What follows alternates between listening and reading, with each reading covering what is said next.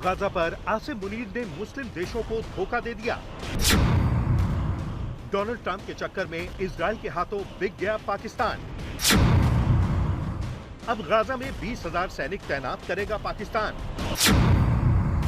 आसिम मुनीर ने की इजरायली खुफिया एजेंसी मोसाद के साथ बैठक। क्या पाकिस्तान दोहराएगा फिलिस्तीन के नरसंहार की कहानी, जिसके लिए पाकिस्तान में विद्रोह भड़का। सड़कों पर तहरीके लब्बैक के कार्यकर्ताओं ने गोलियां खाईं। लाहौर से लेकर इस्लामाबाद तक तहरीके लब्बैक ने विरोध प्रदर्शन किए और पाकिस्तान की शहबाज और मुनीर की हाइब्रिड सरकार ने तहरीके लब्बैक को बैन कर दिया। अब वही शक सच्चाई में बदल गया है। जी हां, आसिम मुनीर डोनाल्ड ट्रंप का पिट्ठू बनकर इजराइल से हाथ मिला रहा है, तो इजराइल की खुफिया एजेंसी मोसाद से सीक्रेट मीटिंग करके गाजा में 20,000 पाकिस्तानी सैनिक तैनात करने जा रहा है। आपको बता दें कि तहरीके लब्बैक ने पाकिस्तान में इसलिए विद्रोह किया क्योंकि उनका कहना था कि डोनाल्ड ट्रंप के जिस 20 सूत्रीय गाजा प्लान का शहबाज शरीफ और आसिम मुनीर ने समर्थन किया है वो गाजा और हमास के खिलाफ है। लेकिन अब ट्रंप के गाजा का समर्थन करने का इनाम मुनीर को दिया जा रहा है।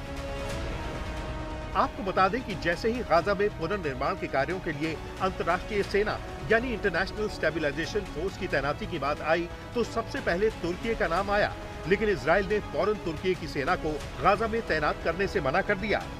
अब सवाल ये उठता है कि जिस इजराइल को पाकिस्तान ने आधिकारिक तौर पर मान्यता भी नहीं दी है, तो पाकिस्तान के सैनिकों को गाजा में तैनात करने के लिए इजराइल कैसे मान गया? यहीं से पाकिस्तान के आर्मी चीफ पर शक और संदेह पैदा होता है। गाजा में पाकिस्तान के 20,000 सैनिकों की तैनाती और इसके लिए मिस्र में पाकिस्तान के सेना प्रमुख जनरल आसिम मुनीर, इजराइल की खुफिया एजेंसी मोसाद और अमेरिकी खुफिया एजेंसी CIA के वरिष्ठ अधिकारियों के बीच हुई सीक्रेट मीटिंग। ये कदम पाकिस्तान के इतिहास में एक बड़ा बदलाव माना जा रहा है। ऐसे में सवाल ये भी उठता है कि क्या पाकिस्तान ने फिलिस्तीन की पीठ पे भी छुरा घोंप दिया है?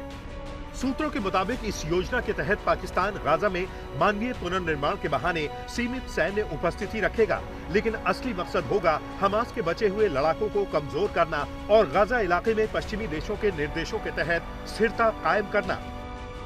पाकिस्तानी सेना इस मिशन में इंडोनेशिया और अजरबैजान के साथ भी काम कर सकती है। ये देश सीमित शांति सैनिक भूमिकाओं में रहेंगे, जबकि असली नियंत्रण अमेरिका, इजराइल और अरब मध्यस्थों के हाथ में होगा।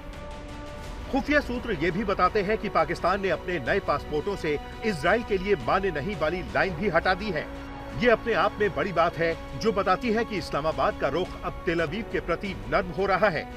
इजरायली मीडिया में पाकिस्तान की संभावित भूमिका को संवेदनशील लेकिन रणनीतिक रूप से उपयोगी बताया गया है। हालांकि ईरान, तुर्की और कतर ने पहले ही इस पर आपत्ति जताते हुए इसे हमास विरोधी और अमेरिका समर्थक चाल कहा है।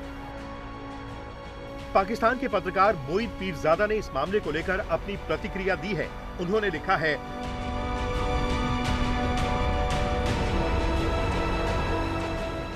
तो आप कह रहे हैं कि सेना की मुस्लिम पहचान और पाकिस्तानी राष्ट्रवाद एक सोची समझी चाल थी और असली पहचान अंग्रेजों द्वारा बनाई गई सेना इकाई के इर्द गिर्द गढ़ी गई थी, बलूच रेजिमेंट, AK पंजाब वगैरह। वहीं पाकिस्तान की सीनियर जर्नलिस्ट आयशा सिद्दीकी ने भी अपने एक सोशल मीडिया पोस्ट में लिखा है, पाकिस्तान की सेना ने फिलिस्तीनियों का नरसंहार किया था। हालांकि उन्होंने ये आंकड़ा सिर्फ 3,000 का दिया है, जबकि असलियत में यह आंकड़ा 25,000 के करीब है। इस बीच पाकिस्तान के आर्मी चीफ आसिम मुनीर ने जॉर्डन के शाह अब्दुल्ला और ज्वाइंट चीफ ऑफ स्टाफ के अध्यक्ष मेजर जनरल यूसुफ हुनैती के साथ अहम बातचीत की है। एक समाचार एजेंसी ने इस मुलाकात को लेकर बताया है कि जॉर्डन की राजधानी अम्मान में हुई बैठक में अधिकारियों ने संबंधित क्षेत्रीय घटनाक्रमों पर भी चर्चा की। जॉर्डन गाजा के करीब है और अगर पाकिस्तान अपने सैनिकों को गाजा भेजता है तो उसे जॉर्डन से भविष्य में मदद की जरूरत होगी। यानी अब ये साफ होने लगा है कि आसिम मुनीर को डोनाल्ड ट्रंप ने बार बार व्हाइट हाउस क्यों बुलाया और अमेरिकी राष्ट्रपति आसिम मुनीर पाकिस्तान और शहबाज शरीफ की क्यों बार बार तारीफ कर रहे हैं। आपको बताते हैं कि कैसे पाकिस्तान की सेना ने फिलिस्तीनियों का नरसंहार किया था। ये कहानी 1970 की है और इसे पाकिस्तानी सेना की क्रूरता के लिए जाना जाता है।